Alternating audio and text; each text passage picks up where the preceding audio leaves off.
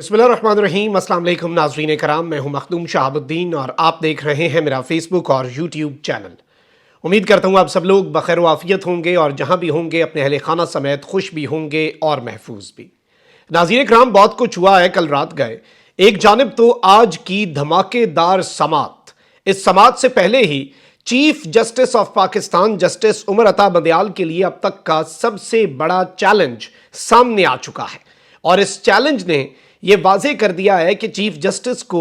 इस वक्त एक तरह से मैनेज करने के लिए प्लान बी पर काम शुरू हो चुका है। यह इंतहाई तशवीशनाक है और इस सब के अंदर कुछ और डेवलपमेंट्स भी हैं। एक जानिब तो परवेज इलाही की काफ लीग में वापसी के हवाले से एक बड़ा दावा सामने आया है, जबकि दूसरी जानिब नया क्रैकडाउन हुआ है और रात गए मुराद सईद जो हैं उनके भाई को भी गिरफ्तार कर लिया गया। और इमरान खान साहब ने अगले दिन अपनी एक मीडिया टॉक के अंदर अपने खिताब के अंदर कहा कि हमारे अभी तक सिर्फ 40 टिकट होल्डर्स गए हैं। पाकिस्तान तहरीक इंसाफ जो है वो अभी भी अपने आप को मैदान के साथ जोड़े हुए है। पाकिस्तान तहरीक इंसाफ डटी हुई है, पाकिस्तान तहरीक इंसाफ के लोग डटे हुए हैं और मुट्ठी भर लोग जो हैं वो पार्टी को छोड़ रहे हैं। इस सब के बाद हमने देखा कि एक नई लहर चली और उसके बाद टिकट होल्डर्स जो हैं उनकी एक लाइन लग गई। जिस तरह से भी लगी, टिकट होल्डर्स के अहले खाना तक को गिरफ्तार किया गया, बहुत सी चीज़ें हुई। और इस सब के अंदर जो इम्पॉर्टेंट चीज़ है नाज़रीन कराम वो ये है कि अगर आप इस पूरी सिचुएशन को देखें तो गुलाम सरवर खान साहब ने पार्टी छोड़ी, हुमायूं अख्तर साहब ने पार्टी छोड़ी, तो एक मरतबा फिर एक रिन्यूड एफर्ट के साथ जो चीज़ें हैं वो आगे बढ़ रही हैं और यूं लग रहा है कि पाकिस्तान तहरीक इंसाफ के ऊपर एक नया क्रैकडाउन जो है वो इस वक्त प्लान हो चुका है। और जारी बात है कि जो लोग इमरान खान के साथ डटे हुए हैं, मज़ीद क़ुव्वत के साथ उन्हें ढूंढा जाएगा, मज़ीद क़ुव्वत के साथ उन्हें फोर्स किया जाएगा या जिस तरह से भी उनका ज़मीर जगाया जाएगा कि वो पाकिस्तान तहरीक इंसाफ और इमरान खान से लाताल्लुक़ी का इजहार कर दें। जबकि दूसरी जानिब इमरान खान भी डटे हुए हैं। वो शख्स जो ज़रा सी बारीक वारदात डालने की कोशिश करता है, खान साहब उसे मौके पर बग़ैर वक्त ज़ाया किए मुंह तोड़ जवाब भी देते हैं, चाहे वो असद उमर साहब का इंटरव्यू हो और उस इंटरव्यू का तफसीली जवाब पाकिस्तान तहरीक इंसाफ के मरकजी मीडिया डिपार्टमेंट की तरफ से आना हो, या फिर परवेज़ खटक जो है उन्हें एक शोकाज नोटिस, क्योंकि उन्होंने पार्टी सदारत के ओहदे से इस्तीफ़ा दिया, पार्टी के रुकन रहे, उन्हें एक शोकाज नोटिस उमर अयूब की तरफ से जारी करवाना हो कि परवेज़ खटक साहब आप लोगों को क्यों तरगीब दे रहे हैं कि पार्टी छोड़ो अंदर खाते, आप क्या प्लान करवा रहे हैं और आप क्यों नुमाइंदे बने हुए हैं। तो ये सारी चीज़ें जो हैं ये जारी बात है कि इस वक्त एक बहुत बड़ा कंसर्न बन चुकी हैं बहुत से लोगों के लिए। अब आप ये देखें कि नाज़रीन कराम, चौधरी परवेज़ इलाही जो हैं उनके हवाले से चीज़ें सामने आ रही थी और चौधरी परवेज़ इलाही जो हैं उनके हवाले से दावे भी सामने आ रहे थे।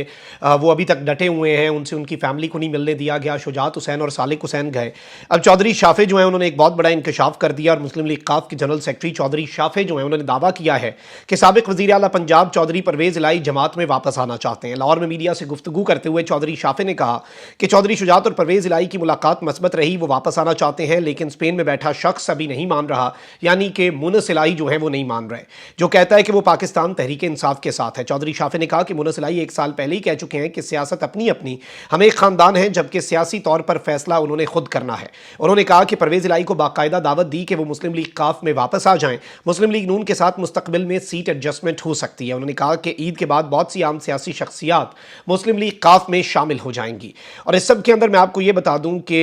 जो इम्पॉर्टेंट चीज़ है, जो इम्पॉर्टेंट फैक्टर है इस सब के अंदर, वो यही है कि इस सब में गिरफ्तारी जो है चौधरी परवेज़ इलाही की वो भी ख़त्म हो जाएगी। ये सारी चीज़ें तो हो जाएंगी और काफ लीग जो है उसे भी एक मरतबा फिर उसकी जिसे आप कह लें कि मरी हुई सियासत के अंदर, मुर्दा सियासत के अंदर एक नई रूह भी फूंकी जा रही है। और वो जो चंद ग्रुप्स जो हैं जो उठा के किसी एक पलड़े में रखे जाएंगे और फिर वो हुकूमत बनाएगा, और वो ना सिर्फ हुकूमत बनाएगा जो भी ग्रुप होगा, बल्कि वो हुकूमत चलाएगा भी। और जो भी वज़ीर आज़म बनेगा, चाहे वो PMLN का हो या फिर वो पीपल्स पार्टी का हो, उसकी सारी चाबी जो है वो इसे एक ग्रुप के पास नहीं होगी, बल्कि ये भी मुतअद्दिद ग्रुप्स होंगे, जिसमें काफ लीग एक एम्पावर्ड या काफ लीग 2.0 जो है एक रिन्यूड एफर्ट के साथ, वो आप देखेंगे। IPP देखेंगे, एक और ग्रुप होगा, इसके साथ ही साथ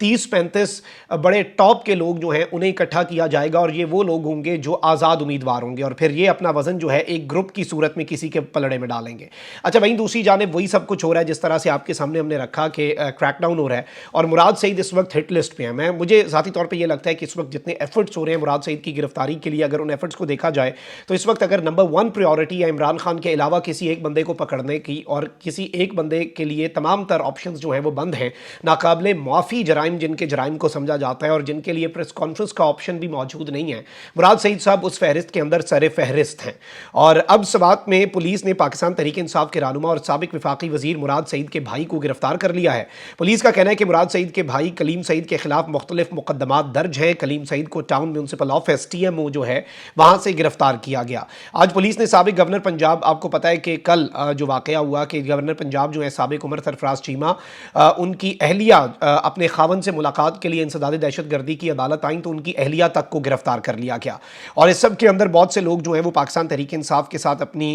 سیاست جو ہے اسے الگ کرنے، PTI اور عمران خان صاحب کے ساتھ راہیں جدا کرنے کے متعدد اعلانات جو ہیں وہ کل بھی کر چکے ہیں، آج بھی مزید اعلانات آ سکتے ہیں، اور اس ویکنڈ پہ بھی آپ دیکھیں گے کہ مزید اس طرح کے اعلانات جو ہیں وہ اس وقت پلان کر لیے گئے ہیں۔ اس حوالے سے مزید چیزیں جو ہیں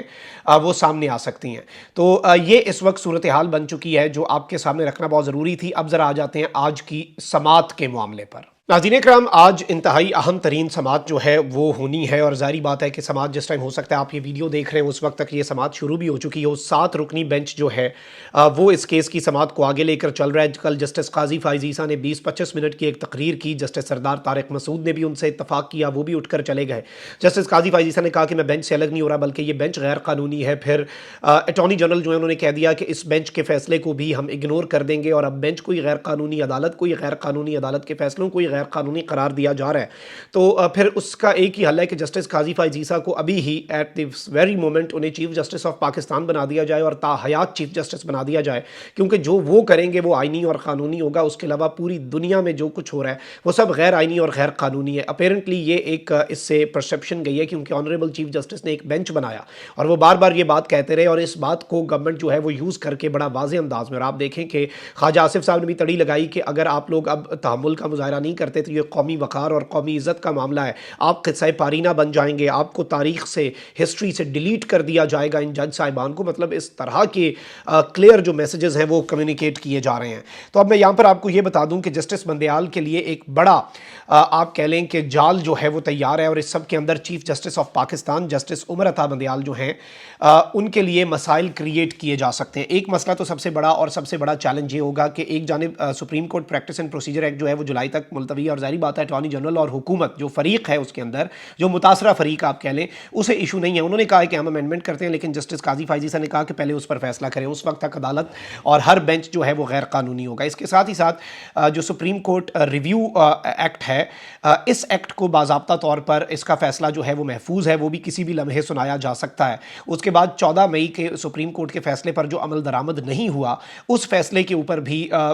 ظاہری بات ہے عمل درآمد نہ ہونے کی سزائیں جو ہیں وہ سپریم کورٹ سے دی جا سکتی ہیں۔ بہت کچھ اس وقت honourable chief justice Umar Ata Bandial صاحب جو ہیں ان کے ہاتھ میں ہے، اور ظاہری بات ہے یہ ساری چیزیں پائپ لائن میں ہیں۔ اس کے ساتھ ہی جسٹس عمر عطا بندیال نے ایک نیا کٹا، ظاہری بات ہے کہ اس سب کے اندر یہ کھولا ہے، اور چیف جسٹس صاحب نے یہ جو فوجی عدالتوں میں سویلینز کا ٹرائل ہے، اس سب کے اندر جس طرح سے چیزیں چیف جسٹس لے کے چلے ہیں، ظاہری بات ہے کہ یہ ایک جانب بڑا واضح طور پہ اشارہ اس جانب جا رہا ہے کہ یہ صورتحال جو ہے یہ بڑی عجیب سی ہو سکتی ہے، اور یہ صورتحال جو ہے یہ ایک آپ کہہ لیں کہ جو رخ اختیار کر سکتی ہے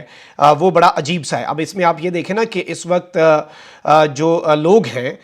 وہ کس طرح کے ہیں، اور اس وقت فیصل واڈا جو ہیں ظاہری بات ہے کہ وہ ریسنٹلی بڑے ایکٹیو بھی رہے ہیں، اور نہ صرف وہ اس سب کے اندر ایکٹیو رہے ہیں